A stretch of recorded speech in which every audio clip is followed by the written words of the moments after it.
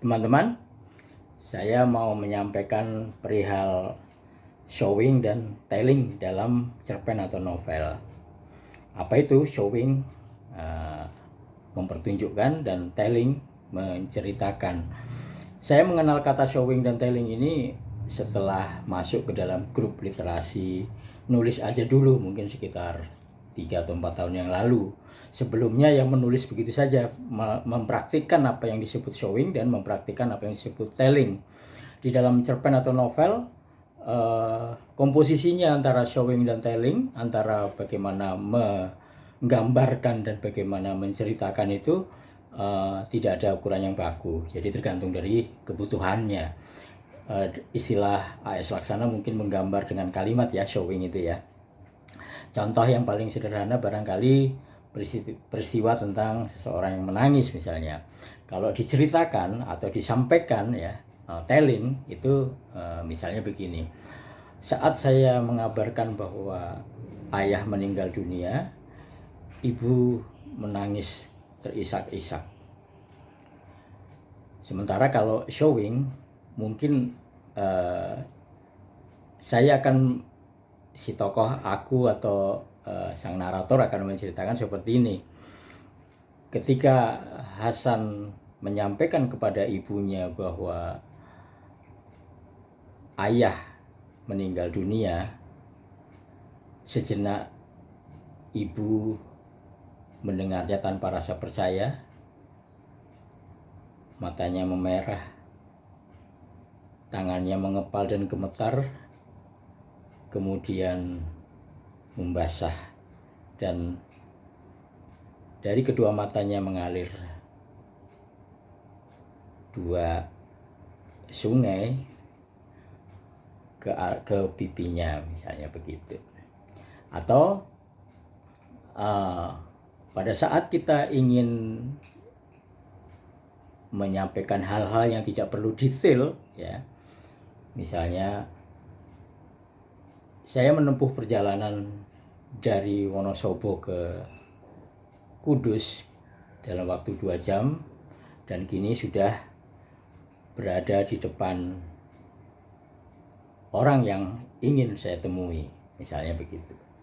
Tetapi kalau misalnya di dalam perjalanan itu ada hal yang penting dan memang itu akan berpengaruh dalam cerita, mungkin akan disampaikan bahwa saya mengalami perjalanan yang melelahkan berjam-jam, bagaimana bus yang saya tumpangi itu berliku-liku mengikuti jalan berkelok-kelok, kemudian hujan turun selama setengah jam dan itu membuat AC di dalam bisa sangat dingin, atau misalnya itu ya salah satunya. Kemudian kalau kita ingin bercerita dengan dalam aliran atau jenis cerita horor, itu showing akan sangat penting karena itu membantu membuat ketegangan-ketegangan ya. Misalnya saya memasuki lorong rumah sakit itu dengan ragu-ragu karena seperti kata banyak orang, melewati kamar mayat itu kamu akan menemukan sesuatu. Saya melihat lantai yang licin memantulkan cahaya lampu redup dan tidak ada seorang pun di sana. Aku melangkah perlahan, ya kan,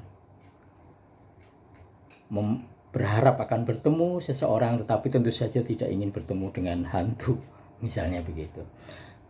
Itu detik demi detik akan bisa membangkitkan ketegangan, kecemasan.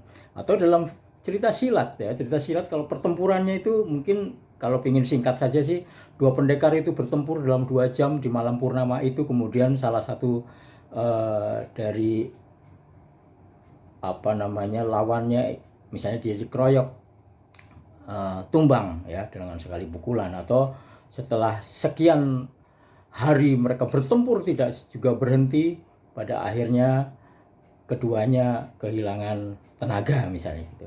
Tapi kalau tiba pada saat 2 pendekar yang diutamakan itu, misalnya dalam finalnya itu harus berantem, itu mungkin detailnya itu disampaikan ya, misalnya tangan Jaka Sembung melewati pipi Roro Ajeng misalnya gitu ya, sebelum dia menghindar, dan banyak sekali yang bisa kita ceritakan, dan itu barangkali untuk menyampaikannya juga kita perlu mempraktikkan ya dengan gerakan-gerakan itu supaya meyakinkan gitu.